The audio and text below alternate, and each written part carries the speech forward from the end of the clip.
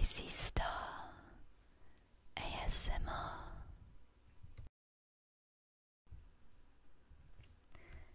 In January 1959, 10 adults set out for a skiing adventure on the slopes of the Ural Mountains in Russia, including leader Igor Dyatlov, after whom the pass was subsequently named.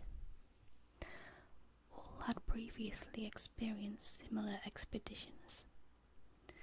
Their plan was a 350-kilometer journey by ski to the peak of Torton, 10 kilometers from the pass.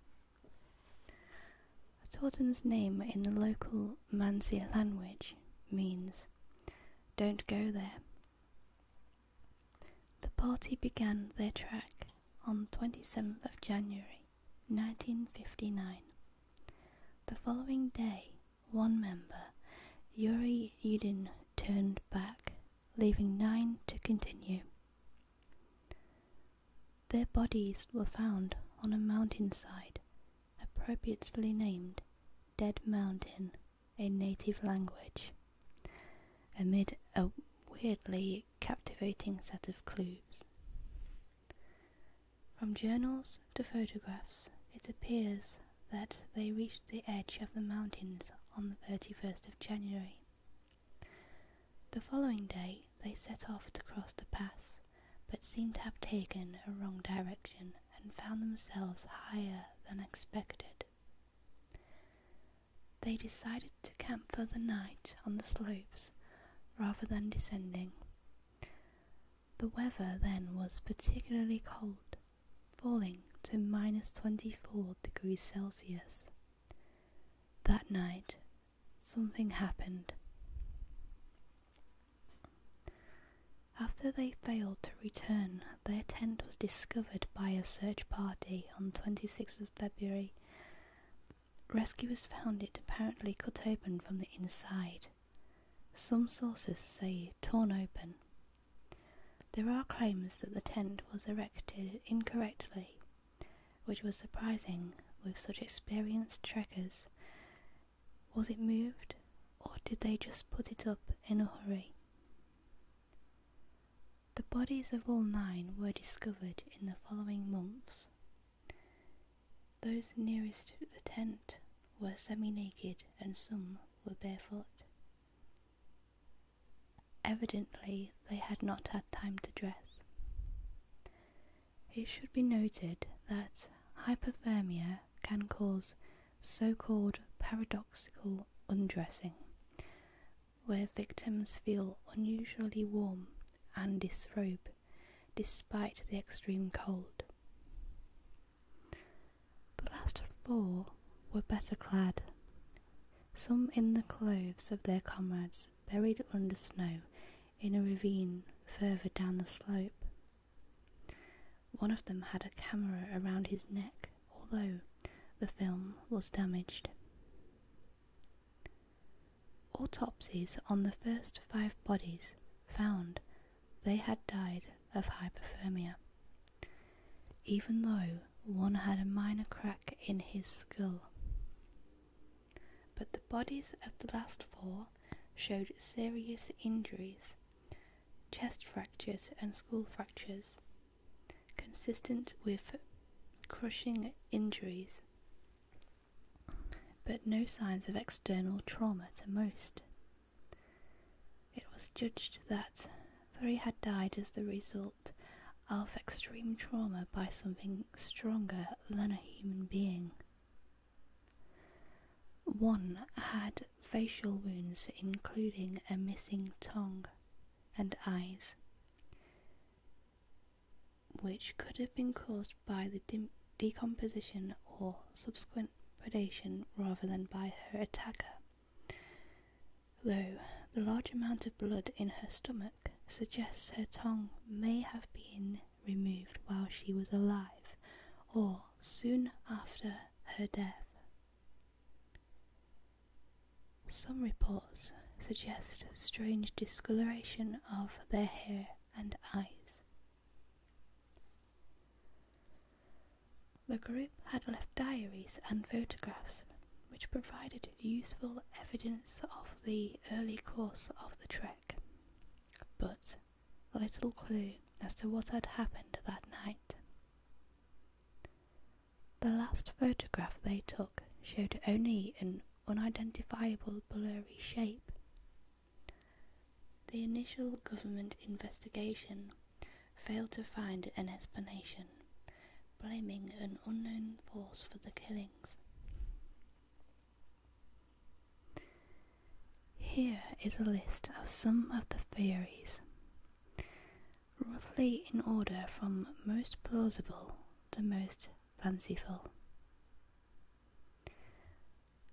Avalanche. One of the more mundane theories holds that they panicked with the thought that an avalanche was imminent and ran out to avoid being buried. There was no evidence of an avalanche nearby at the time, and it's not a particularly avalanche-prone area, and they were experienced with mountains and snow, although none of that proves they didn't panic incorrectly. Local tribespeople. An early theory was that they were murdered by the indigenous Mansi people. However, there was no evidence of their presence, such as tracks in the snow, and the nature of the students' wounds made such an attack unlikely, so the theory was rejected by investigators. Animal attack. Were they killed by bears? This doesn't fit with the lack of tracks or explain why they left their tent. High winds. Winds could have blown one or more people away, leading to the rest believing to mount a search. Against this, the tent was still in place without any sign of severe wind. Some kind of argument. Could they have quarrelled, leading some to storm out? Against this, the party all knew each other and had travelled together before. They were sensible and experienced trekkers, and there were no signs of drugs or drinking.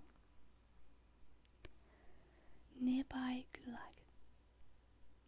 There was allegedly a Soviet prison nearby, which leads to theories that they were killed by escaped prisoners, or killed by guards who mistook them for escaped prisoners, or killed to cover up something else. Again, this doesn't really fit with what investigators found or the wounds sustained, but it's hard to prove definitively either way. Secret weapons experiment. Anatoly Gushin claimed the investigating team had seen flying spheres, and he blamed the incident on a secret Soviet weapons test. There was, it is claimed, a high level of radioactive contamination around the bodies. Relatives later described the bodies as having orange skin and grey hair. On the other hand, radioactive thorium was used for wicks in lamps, and the reports aren't terribly clear or consistent on exactly where the radiation was. It could have come from another source nearby. Infrasound. American filmmaker Donnie H.R. in Dead Mountain, the untold story of the Dyatlov Pass incident, blamed infrasound, a naturally occurring phenomenon where wind striking mountains can produce a low frequency hum. It can induce powerful feelings of nausea, panic, dread, chills, and nervousness, increased heartbeat rate and breathing difficulties.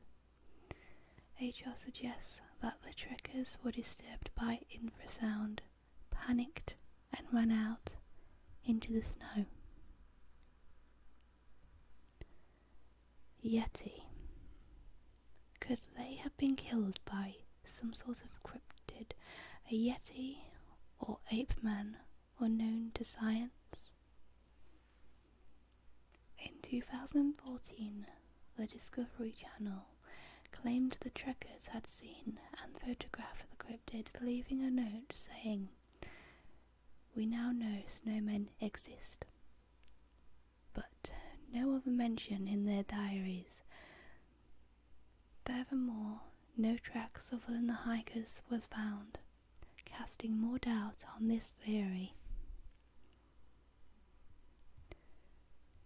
UFO. Reportedly, government investigator Lev Ivanov privately blamed UFOs.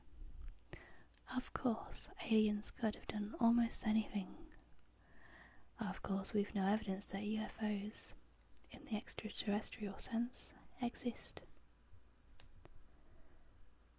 There are reports of strange lights being seen around the mountain around the time of their death, and while they haven't been identified, that doesn't automatically mean aliens. It could have been anything else and may not even be linked to their deaths. And that brings us to the end of this bizarre true story. What do you think happened? Do you have any theories of your own? If so, let me know.